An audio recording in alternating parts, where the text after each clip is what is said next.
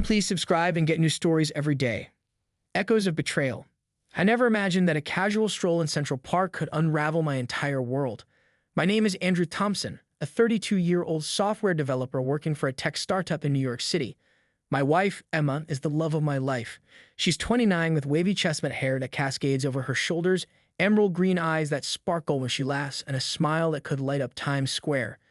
We've been married for 3 years and have a beautiful 1-year-old daughter named Lily who inherited her mother's enchanting eyes. Our life together was, by all appearances, idyllic. We lived in a cozy apartment on the Upper West Side, filled with laughter, love, and the occasional chaos that comes with raising a toddler. Emma chose to be a stay-at-home mom to spend as much time as possible with Lily, and I admired her dedication. My job demanded long hours, especially since I was aiming for a promotion that would secure our financial future. "You're always working late," Emma would say softly, a hint of sadness in her voice. "Lily misses you, and so do I." "I know," I'd reply, pulling her into a gentle embrace. "But this is just for now. Once I land this promotion, things will ease up. We'll have more time together, I promise." She'd nod, giving me a faint smile. "Just don't forget about us." Most mornings, I'd leave before dawn and return after Lily had fallen asleep. It wasn't ideal, but I was doing it for our family. On weekends, I'd try to make up for lost time, taking them out for brunch or a walk along the Hudson River. Emma seemed to accept our situation, especially when the paychecks grew, and we could afford little luxuries like a new stroller or dining at nicer restaurants. To keep herself from feeling isolated, Emma often spent her afternoons in Central Park with Lily and my younger sister, Sarah.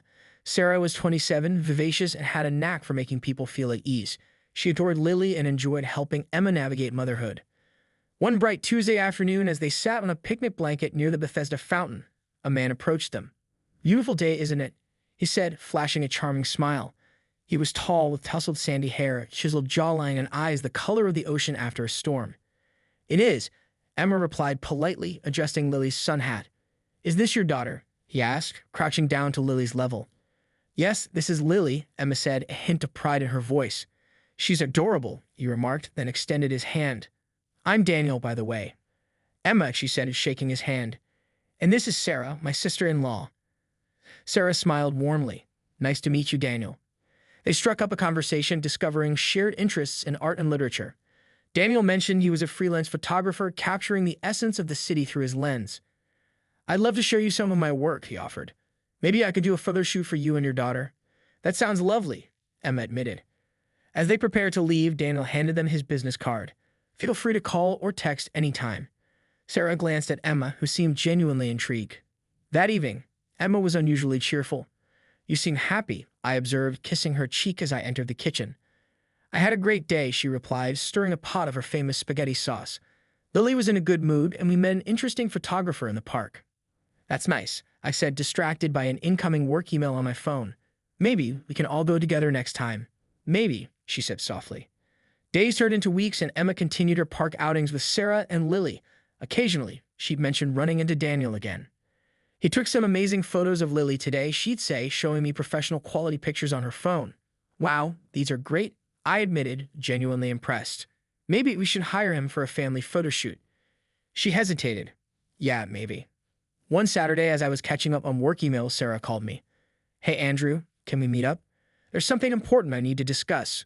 "Sure," I replied, sensing urgency in her tone. "Is everything okay?" "I'd rather talk in person," she insisted. We agreed to meet at a nearby cafe. Sarah arrived, her usual lively demeanor replaced with a solemn expression. "What's going on?" I asked, concern growing. "It's about Emma," she began cautiously. "And Daniel." I felt a pang of anxiety. "What about them?" She took a deep breath. "I've noticed they've been spending a lot of time together even when I'm not around." At first, I thought it was innocent, but then... "Then what?" I pressed. "Daniel mentioned to me that he's been seeing Emma, like, romantically," she confessed, her eyes searching mine. I blinked, trying to process her words. "That can't be true. Emma wouldn't do that." "I didn't want to believe it either," Sarah said, reaching out to touch my hand. "But I saw messages on her phone where she asked me to hold it. They seemed intimate." My heart sank. "Why are you telling me this?" "Because you're my brother and you deserve to know," she said firmly. I confronted Emma about it, and she got defensive. She told me to mind my own business. I felt a whirlwind of emotions: anger, betrayal, confusion. "I need to talk to her." "Please don't be too harsh," Sarah cautioned. "Just find out the truth." That night, I arrived home, my mind racing. Emma was in the living room, reading a book while Lily played with blocks on the rug. "Hey," she greeted me, her eyes lighting up. "You're home early." "Yeah," I replied flatly. "We need to talk." She sensed my tone and frowned. "Is everything okay?" I glanced at Lily. "Can we put her to bed first?" "Sure," Emma said hesitantly. After settling Lily in her crib, we returned to the living room. Emma sat on the edge of the couch, nervously twisting her wedding ring. "What's going on, Andrew?" she asked softly. I stood across from her, arms crossed. "I spoke with Sarah today." Her eyes flickered with worry. "Oh." "She told me about Daniel," I stated, watching her reaction closely. Emma's face paled. "What did she say?" "That you're seeing him." "Romantically," I said, my voice strained. She looked away, tears welling in her eyes. I can explain." "Please do," I said bitterly, "because right now I feel like an idiot." Emma took a shaky breath. "It started off innocent. He was just a friend. You were always working and I was lonely. He made me feel seen, appreciated." "And that justifies cheating on me?" I snapped. "No. I mean, it wasn't supposed to happen," she cried. "I didn't plan this." "But it happened," I said coldly. "How long?" "2 months," she whispered, tears streaming down her cheeks. I felt the crushing weight on my chest. "Did you sleep with him?" She hesitated, then nodded slowly. I clenched my jaw, trying to keep my composure. "I can't believe this." "I'm so sorry," she sobbed. "I never meant to hurt you." I turned away, staring out the window into the dark cityscape. "You didn't just hurt me, Emma. You destroyed our family." "Please, Andrew," she pleaded, standing up and reaching for me. "We can work through this. I love you." I stepped back, avoiding her touch. "If you loved me, you wouldn't have done this." She collapsed onto the couch, burying her face in her hands. "I made a terrible mistake." I took a deep breath, my mind swirling. "I need some time to think." "Where are you going?" she asked anxiously as I grabbed my coat. "To clear my head," I replied tersely. I spent the night walking aimlessly through the city, the neon lights and bustling streets a stark contrast to the emptiness I felt inside. By dawn, I returned home to find Emma asleep on the couch, clutching a framed photo of us from our wedding day. Over the next few days, we barely spoke. I moved into the guest room, and the atmosphere in the apartment was tense and suffocating. Sarah checked in on me regularly, offering support and encouragement. "You need to decide what's best for you and Lily," she advised gently. One evening, I sat down with Emma at the kitchen table. "I've thought about this," I began, my voice steady but devoid of warmth. "I can't continue like this." She looked up, eyes red and swollen. "What are you saying?" "I'm filing for divorce," I stated firmly. She shook her head, fresh tears spilling. "No, please. We can go to counseling. I'll do anything." "It's too late," I replied. "The trust is gone." "Think about Lily," she implored. "She needs both of her parents." "I'll always be there for Lily," I assured her. "But I can't be with you." She sobbed quietly, realizing the finality of my decision.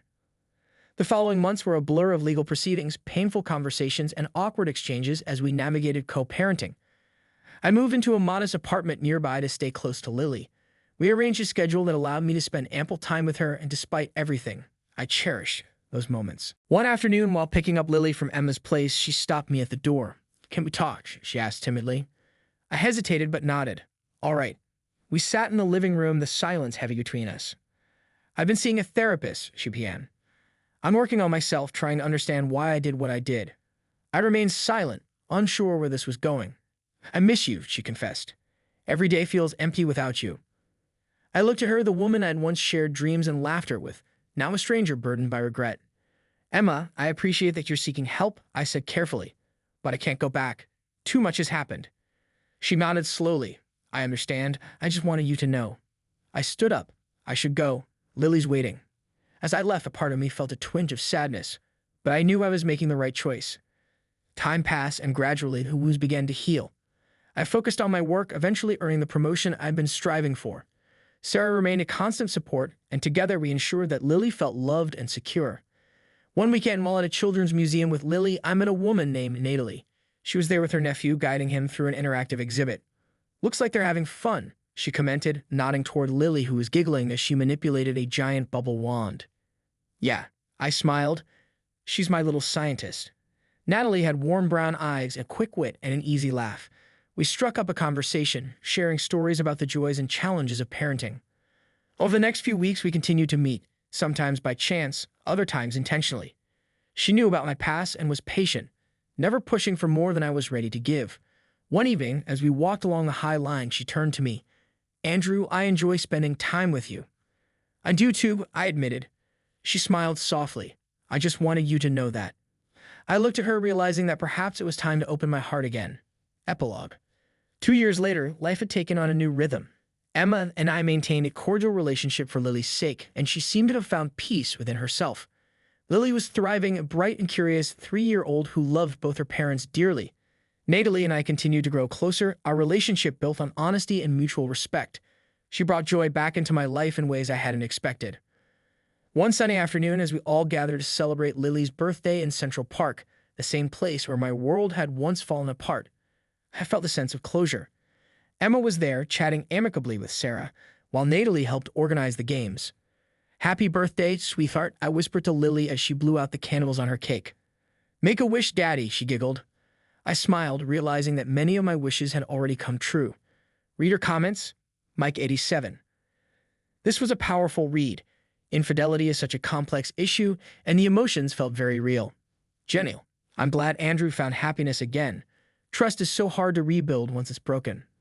Sammy, I feel for Emma too. She made a mistake but seemed genuinely remorseful. It's a tough situation all around. Karen's. The story beautifully captures the healing process after betrayal. Well done.